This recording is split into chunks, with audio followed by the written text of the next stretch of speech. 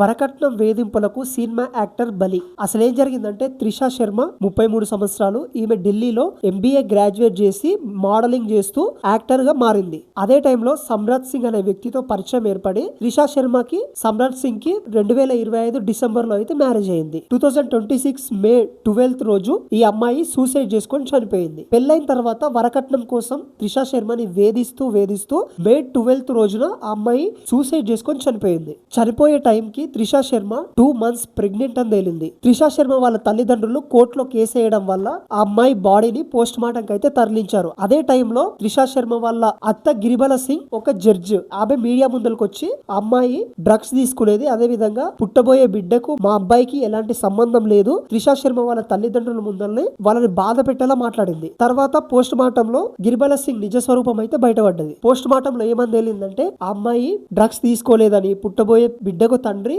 సమ్రాట్ సింగ్ అని చెప్పేసి post mortem clean chit ఇచ్చేసింది. త్రిషా శర్మ చనిపోయే టైంలో CCTV ఫుటేజ్ అయితే రికార్డ్ అయింది. త్రిషా శర్మ మేడపైకి వెళ్ళిన తర్వాత అక్కడ నుంచి 59 minutes తర్వాత ఈ డెడ్ బాడీ కిందికి వచ్చింది. అయితే ఆ అమ్మాయిని స్టార్టింగ్ లో హాస్పిటల్ కి తీసుకెళ్లకుండా, పోలీసులకు కాల్ చేయకుండా వాళ్ళకి తెలిసిన ప్రైవేట్ హాస్పిటల్ తీసుకెళ్లి పోస్ట్ మార్టం చేపించారంట. ఈడ వింతేంటంటే ఆమె చనిపోయిన తర్వాత సమ్రాట్ సింగ్ జాడ కనిపించట్లేదు, అతను పరారీలో ఉన్నట్లు తెలిసింది. అతని కోసం 10,000 రూపాయల రివార్డ్ కూడా ప్రకటించారు అక్కడ ఉన్న గవర్నమెంట్. ఇందులో హైలైట్ ఉన్న విషయం ఏంటో తెలుసా? గిరిబల సింగ్ ఏమో జడ్జి, ఆమె కొడుకేమో ఒక డిప్యూటీ లాయర్. వీళ్ళిద్దరు కలిసి ఆ అమ్మాయిని వరకట్నం కోసం చంపేసి చాలా పెద్ద నాటకం ఆడిర్రు. కోర్టు యొక్క లాని మిస్లీడింగ్ చేసి వాళ్ళకి తెలిసిన విధంగా మలుచుకుంటూ ఒక అమ్మాయికి అన్యాయం చేశారు వాళ్ళిద్దరు. కాబట్టి వాళ్ళిద్దరికి వెంటనే శిక్ష పడాలని చెప్పేసి కోరుకుంటూ, కంటెంట్ నచ్చితే లైక్ చేయండి, అదే విధంగా సబ్స్క్రైబ్ చేయండి. నేనున్నానని మాత్రం అస్సలు మర్చిపోకండి.